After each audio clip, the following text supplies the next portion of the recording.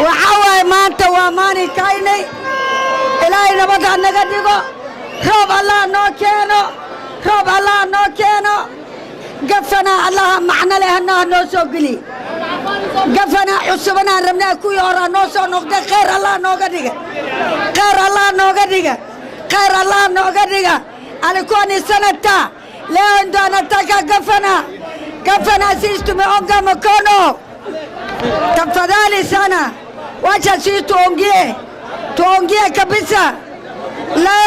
Leo ni loyo yetu. Leo tumekuja wageni heshima ndio umekuja.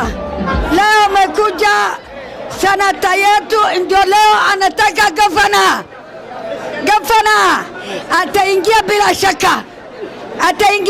shaka yeye na dipiti yake ataingia, Waitana ataingia, Mheshimiwa Lefe ataingia, Waitana ataingia, Muhammad ataingia, Muhammad Ada Khair ataingia.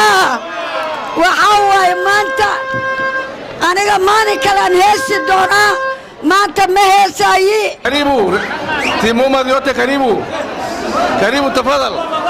Mandera ni kwenu. Mandera idinka askari waad arkaysiin maanta hindiina waxa hayaan waad arkaysiin waa idin soo dhaweynaynaa. Karibu waa idin soo dhaweyn aad iyo aad ayuu ku soo dhaweynaa. Muhammad aniga 4 sano kala la jiifay ameel aad soo dhiganaynay waa nin waxtar badan waana garanayaa markan tiimkiisa dhamaal markan waan soo dhaweynaynaa. Assalaamu alaykum wa rahmatullahi wa barakatuh. Leo watu ya Mandera tumeletea viongozi wale ambao wataongoza kaunti ya Mandera kutoka gavana, wabunge mpaka MCAs. Hii serikali mpya ambayo tunajenga itaongozwa na Mheshimiwa Muhammad na dipiti yake Mheshimiwa Gharas. Tumekubaliana? Ewe elewa toa mkono kama tumekubaliana. Jubilee. Aha. Asanteni sana. Hii viongozi ambaye tumechagua ambaye pia tutachagua 2022 ni viongozi ambaye tumeangalia mbele na upande wa kushoto na kulia, na tumesema ya kwamba hawa watu ambao wako hapa siku ya leo ndio watakuwa viongozi bora kuliko wale wengine ambao wanasimama. Tumekubaliana. Harambee! Asante sana watu wa Mandera, leo mmetufurahisha sana, mmetoka kama watu wa Mandera kamili, na kwa ukweli leo ni leo, asema kesho ni bongo. Wale ambao walicheza kama watoto angalia watu wazima leo vile wametoka, na sisi hatukimbii kwa stage, hatukimbii kwa stage ya matatu, tunakimbia kwa stadium na kuongelesha watu wetu. Leo tumewaletea viongozi ama tume escort. Mimi nimetoka Elwak, lakini leo tumeleta governor na deputy governor, viongozi ambaye wanaaminika, na kwa kweli wametulijaribu hawa na tumeona hawa ndio watapeleka Mandera mali inatakana. Wa mahadsantihiin sida noo soo dhaweyseen, waa ku mahadsantihiin. Annagana tiim waxaan ii keennay insha Allah 2022 tiimkii oo si cadaalad magaalada Mandera county ku xukumi doono ayaan ii keenay. Manala qaaden tiimkaas haya waa mahadsantihiin. Marka walaalayaal saas maanta nooga soo baxdeen oo ku mahadsantihiin. sidaan askuru wala shaqayna markasta annagana waxaan ii xaqiiqaynaynaa, waxaan ii sheegayaa Muhammad waa nin ay reer Mandera la soo baxeen, nin shakhsi ay la soo baxeen ma aha. Kwa sababu ya hivyo waa nin cadaalad ku dhaqmi doono reer Mandera kullina county-gaas way ka muuqan doonaan insha Allah. Tushikane pamoja na tuhakikishe hii timu imeshinda. Asanteni sana. Wayaan gati wax ku dhacay ma garanayna anaga lacagta meel ay aad ma naqaan. lacagta county aaw, lacagta emergency aaw, intee aadi dada guri ku dhisto Soomaha, dabaqaya lagu dhisto Soomaha. anaga waxaan iimadnaa dad Ilaahay ka cabsanaya, dad Ilaahay ka cabsanaya oo muddo xoolahooda iska ilaalinaya, nin walba xaqiisa siinaya ayaan ii wadnaa. dadkiina ay manala qaadeen,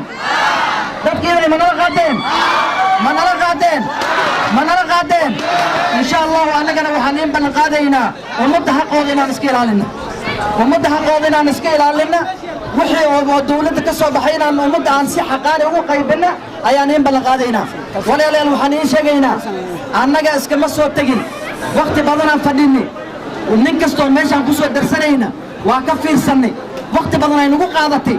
hadda maanta dawlad kaamil aan in wadnaa. annaga waxaan u malaynaa sidii Maxamed Cabdiqayriin sheegay, dadka kale halkoo MB ama 2 MB ama wax noocan ay la imaan jireen. dadku u horeeyo dawlad kaamil oo reer Mandera ay wada annaga waay. marka insha Allah anaga waxaan doonaynaa inaan idinkiin shaqayno. anaga waxaan ku jirnaa chama cha Jubilee, chama chetu ni Jubilee, chama chetu ni Jubilee. Haya, hizigan Jubilee ni yetu, sio watu fulani, na hii chama tutafanya kazi inshallah. Chama party leader ni rais wetu Uhuru Kenyatta. Sisi tuko ndani ya Azimio la Kenya, na hiyo Azimio, rais wa Azimio atakuwa inshallah Raila Amolo Odinga.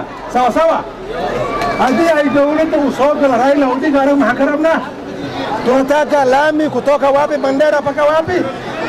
mpaka Nairobi. sawa sawa. annaga bilaash baar dawladdu raadinayno. waxaan rabnaa haddii aan soo galna laami halka ka bilowdo ilaa Isiolo, ilaa Garissa, ilaa Nairobi isku xira. waa la ballamaynaa, waana la doodaynaa, waana mataqaanaa kala qoranaynaa. dawladda aan dhisayno inay noo sameeyaan wadda caadi soo sax maaha.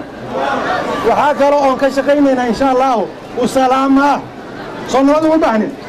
magaalooyinkeenna waa la kala adeeginayay soo maahan. maanta tuulooyinkeenna ma aadi kara, magaalo madaxdi maartay sabtisirka ma aadi kara, sabkauntisna ma aadi kara.